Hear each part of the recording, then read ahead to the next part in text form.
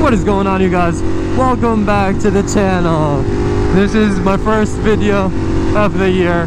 Well, for me, this is the first time I'm filming in 2023. I'm kind of excited, but you know, I don't know. I don't know. Like it's a whole new year. I love New Year's. It's kind of like it's almost like a fresh start, but also kind of like I want to keep the momentum going. You know, we did good in that first half a year of 2021 when I started filming, doing YouTube. In 2022, we continued staying persistent and all that, and I want to keep up the momentum for this year. The ultimate goal. It's a very big goal, but I'm gonna say it. I want to get to 1 million subs by the end of this year. We're at 600 right now, so we need 400,000 new subscribers. So if you're not subscribed, I think there's like 70% of you guys, please subscribe, because we're starting this year off very strong with a really special video. We have my full carbon fiber V4R finally complete. This is my first ride with the completed fully version. I got the forged carbon lever guards I was talking to you guys about. So the bike is complete. I have the forged carbon tail tidy, I have the carbon wheels, the lightweight rear rotor is on, the belly's on, the full bike is carbon fiber as I've talked about in one of my videos. The only thing that is not is tank, because I want to keep this tank, you know, it's a signature V4R tank, so I'm keeping it the brushed silver finish, which I really like.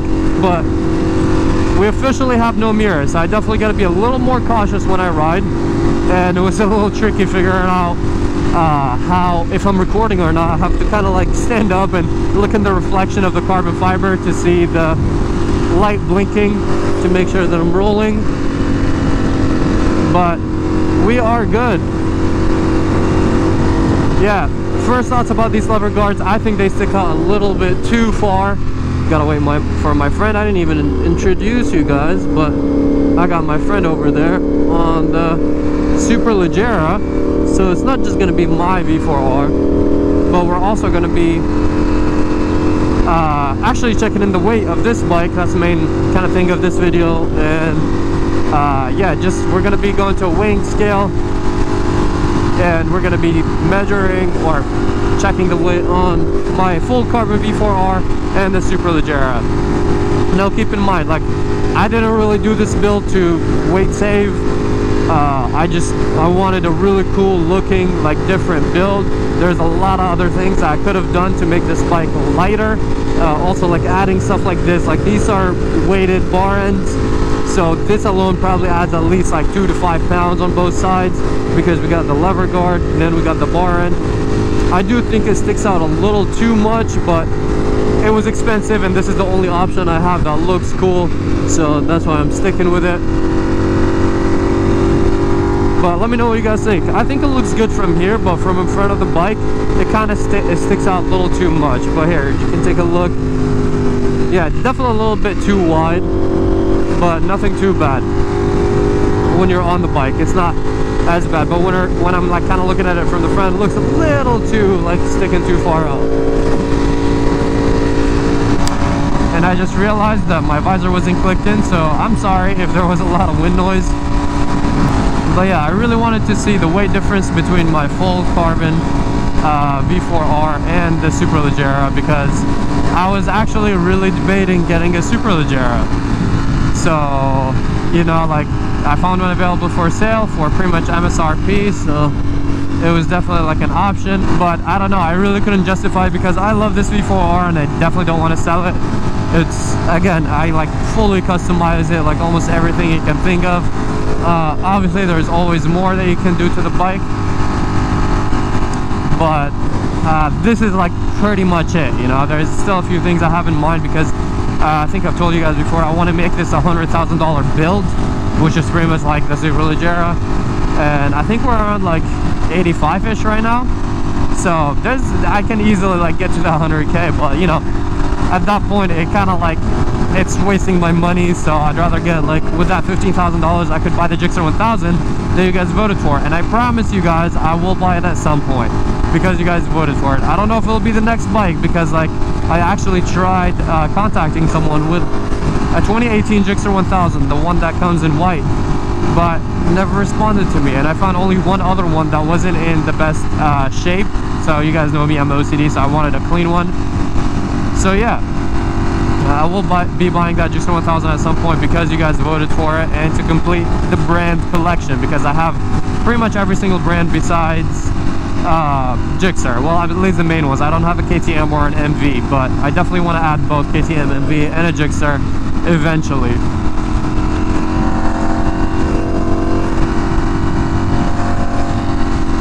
Yeah, also sorry that I'm going a little slow. My friend is kind of a new rider, and he's on a $100,000 Superleggera, so he's taking it really slow, and I'm going slow so he can, you know, so I don't lose him pretty much. But yeah, I was saying that like I really wanted, there's a Superleggera for a decent deal that I really wanted to get, but honestly I just could not really justify the price since I have my current V4R. If I got rid of my V4R, then yes, it would have made way more sense, and I would have like 90% sure just sent it on the Superleggera. But because I have my crazy custom V4R, and I really love this bike, and this was my dream bike before the Superleggera came out, so I don't know, I just can't like sell this bike and having both this one and the Superleggera like pretty much almost $200,000, because the Superleggera after tax and all of that is gonna end up being like over 110, 120. So with this bike and the Superleggera, it's definitely going to be like about $200,000 in two bikes, two Ducatis, and which are identical, like almost identical. So that's why I'm like, I don't know if I could justify that. We are going to be going to fill up the gas. We want full tanks. It's like really close from the spot where we're going to be weighing in the parks. It's also like it's a spot where they used to weigh in like trucks, so it's like all professional, and you know, it should be accurate. I think they round up a little bit, so I don't think we're gonna get to the dot, but it's gonna be very, very close for sure. And also it's mainly like I want to measure the weight like relative to these two bikes, because at the end of the day, if you guys don't know too much about the Superleggera, my bike is almost like the same thing at this point. I'm not sure. Let me know in the comments below if you guys think or know that if the Superleggera has more titanium internals in the engine. But as far as I know, the engines are identical. They both are the 998 cc engine. They're not like, they're different engine than the all the other Ducatis. Only the V4R and the Superleggera have 1,000 and not an 1100 cc engine. But yeah, I'm not sure. Maybe this Superleggera has more like titanium internals or something like that I'm not aware of. But they're pretty much, with my build, are identical. The main difference is that the Superleggera has a full carbon fiber swing arm and frame. Mine has a carbon frame cover and a swing arm cover, not the full-on like, it's not fully carbon fiber like the Superleg. The thing though is that, as I said, I didn't really do this build planning to make it the lightest bike. So my subframe, I didn't get the full carbon subframe piece. I bought a lot of other pieces because I wanted custom work that you guys I see with the vents and other stuff like that. And they don't have Apple Pay. What gas station doesn't have Apple Pay these days? Gotta make sure both of the bikes are topped off for as accurate and as fair of a comparison as we can get. All right, yep, that is very full. You guys can see the fluids, the gas. How full should I make it? Until it stops. Yeah, I'll move my bike.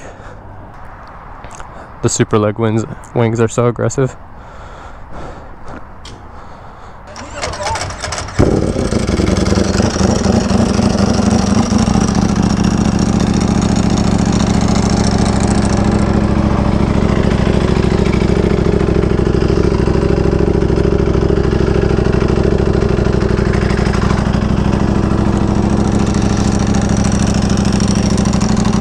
Yeah, another thing with a Superleg is that if I do get it, unlike this one, like, you know, I have a build series with this one. I made a lot of videos to get it to this level. The Superleg is pretty much ready. Like, what do you even do to that bike? Nothing really. So that's another thing about... Oh, I thought I lost my garage key. right? So yeah, it's a very expensive bike that is honestly more like a flex bike, you know, like if you get a Superleg, you're kind of like, hey, look, I have the most expensive bike made.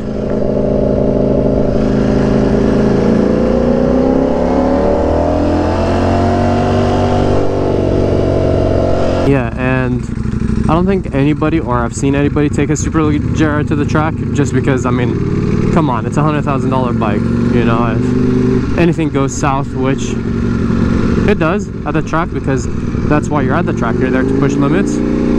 That's a very expensive mistake.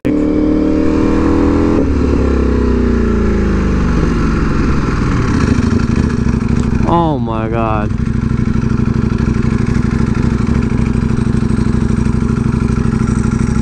They must be closed, even though they said that they're open today.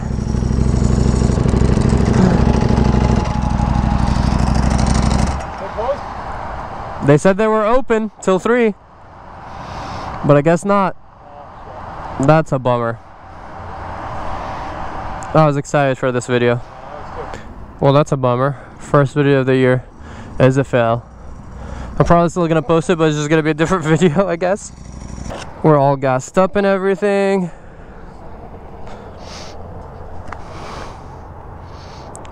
Oh, I just realized something. I was like, why is there a big hole?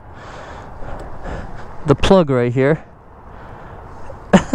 of my exhaust is open, so probably my air fuel ratio is all whack, because there is a hole in my exhaust. Well, it's probably for like the sensor or something like that, that it just flew off at some point or something like that. But it's a good thing I noticed, because now I need to get that by that little plug. Man, I was excited for this one.